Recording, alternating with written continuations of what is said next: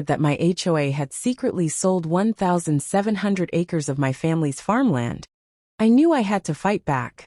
But instead of just going to court, I decided to remind them of one crucial fact. I control their water supply. The HOA's first move.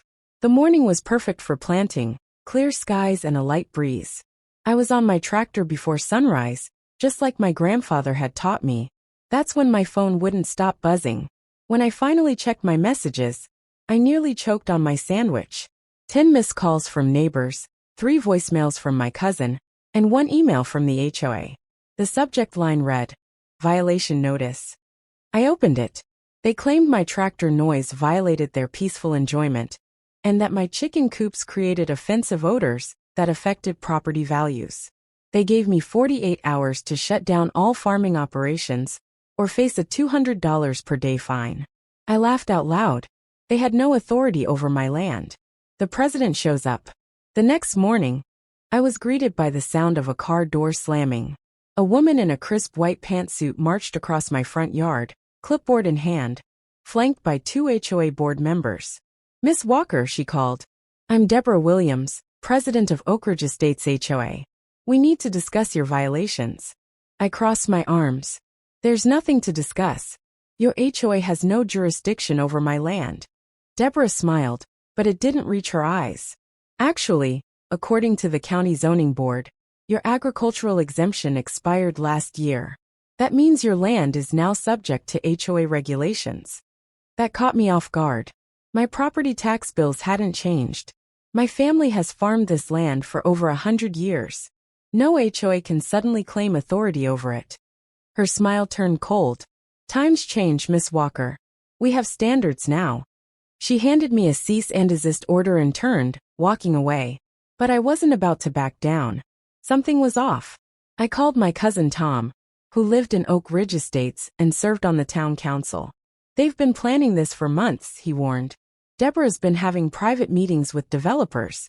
She's even changing meeting minutes after they're approved." That night, I did some digging through county records. That's when I found it. My agricultural exemption was still valid for another 5 years. Deborah had lied. For the next week, I ignored their letters and fines. Then came the noise complaints to the sheriff. The sheriff's warning. "Mike, look," said Sheriff Davis, an old high school friend. "I know this is ridiculous, but they're filing complaints every single day. They've even started a petition to classify your farm as a public nuisance." "Dave," I said, "my family has been feeding this county for generations. What's really going on?" He hesitated. "I shouldn't tell you this, but the HOA is pushing for a massive development project, and it involves your land." The shocking discovery. That's when I saw them. Strangers in suits, walking my eastern fields, taking pictures and measurements. I jumped in my truck and drove straight toward them. "Can I help you?" I called out.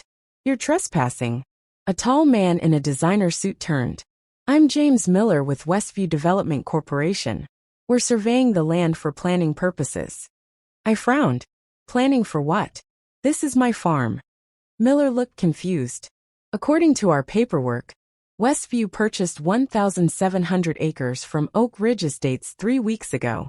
Construction begins next month." My heart stopped. "That's impossible. I never sold my land." He showed me official documents, survey maps with county stamps, and a signature that looked exactly like mine. But I never signed anything. I raced home and pulled out my property deeds from the safe. Everything looked fine, but something wasn't right. I called the county recorder's office. "Sir," the clerk said, "there's an ownership division filing from 6 weeks ago. According to our records, 1,700 acres were transferred to Oak Ridge Estates Community Trust. You only own 300 acres now." My hand shook. "That's impossible. I never signed any transfer." "Sir, the documents have your signature. Do you want me to email you copies?" When I opened the file, I stared at my own forged signature. That's when I saw her, Deborah, sitting in her luxury SUV parked at the edge of my property watching me. When she saw me looking, she smiled and waved. I had less than a month before the bulldozers arrived. That's when I remembered one very important thing. Who controls their water supply? The water rights play.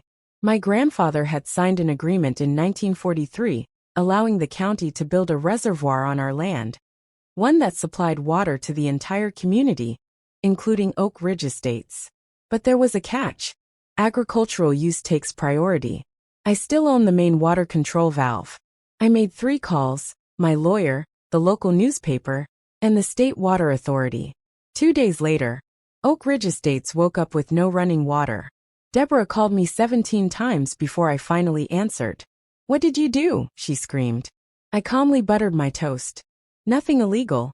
I just prioritized my farm's water supply, as per the original agreement."